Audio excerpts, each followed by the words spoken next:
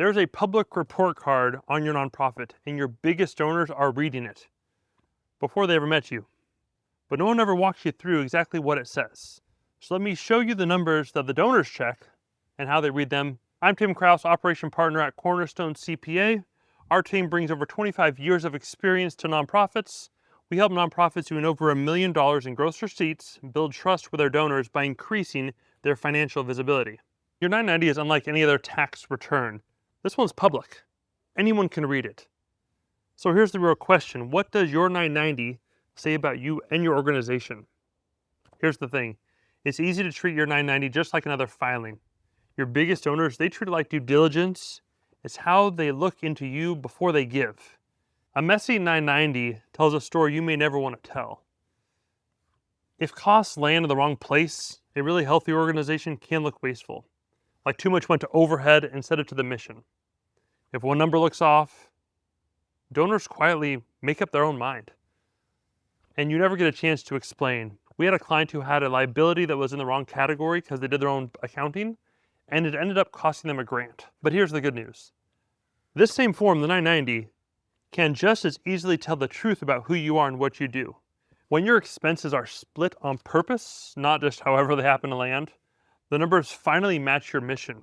Your 990 stops being just paperwork and starts being a communication asset, proof of how well you spend each donor's dollar. And this isn't just a nice idea. Fewer than 1 in 5 people say they highly trust charities. And more than 2/3 say they won't give until they do. The trust is won and lost in the numbers that you can explain. In fact, nonprofits with a public transparency seal tend to raise more money. And that seal is one you can actually earn. More on that in another video. So read your 990 the way a donor does. They look at roughly the same handful of numbers in almost the same order. 1, your programs.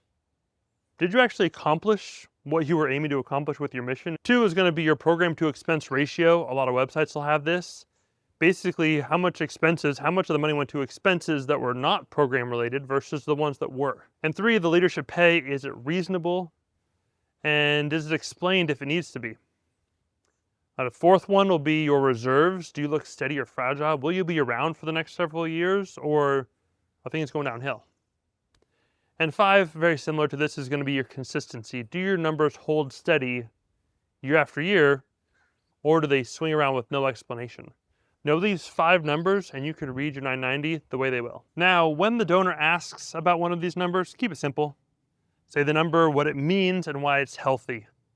For example, we keep 4 months of cash in reserves, enough to keep the program running through the slow season, which for a lot of nonprofits is usually the summer. Do that for your program ratio, your pay, and your reserves.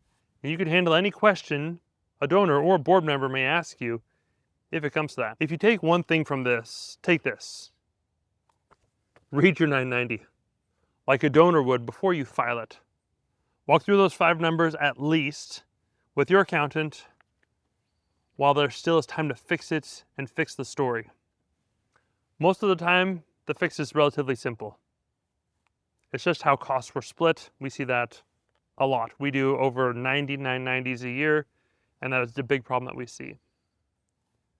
Then you can file your 990 that tells the story that you would tell in person. Do that, and your 990 works for you before the donors even call. And also for all those websites that are going to be on. If you'd like us to handle your 990, or at least to get this checklist of how to look at your 990 like a donor would, please grab the checklist in the link below. And remember, clean books all year long are what make it easy to be read well for your tax preparer. And that's exactly what a books evaluation checks. It allows us to look under the hood of your books and see what's going on and then make recommendations from there. It's usually about a 3 to 5 page report. My name is Tim with Cornerstone CPA. Have a good one. Bye.